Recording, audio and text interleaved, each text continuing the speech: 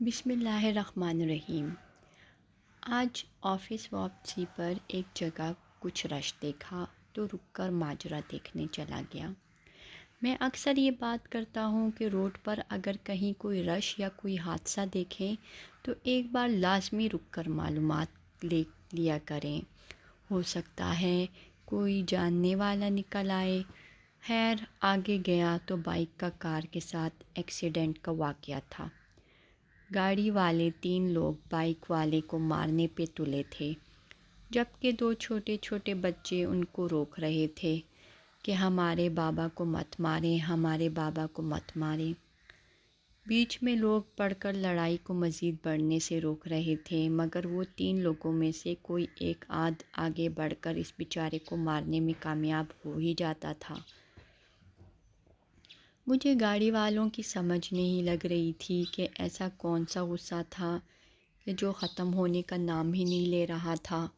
وہ کس قدر جاہل انسان تھے، جو اتنی بھی عقل نہیں تھی کہ باپ چاہے لاکھ غلط ہو اسے بچوں کے سامنے نہیں مارنا چاہیے۔ روتے بچوں کا حال مجھ سے تو نہیں دیکھا جا رہا تھا۔ خیر تب تک مزید لوگ بیچ میں پڑے اور انہوں نے معاملے کو رفع دفع کروا دیا۔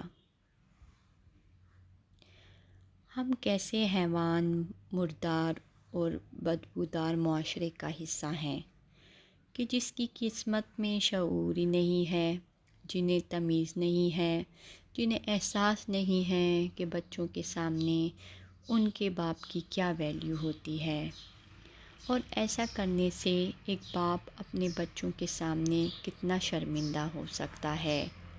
لیکن دکھ ہے ایسے لوگوں پر کہ جن کی عقلوں پر تکبر کے پردے لٹک رہے ہیں، جنہیں معلوم ہی نہیں ہے کہ رسی ابھی ڈھیلی ہے، اور وہ بھول بیٹھے ہیں کہ کسی پہ کیا جانے والا ظلم رسی کی آخری سانس ثابت ہوا کرتا ہے۔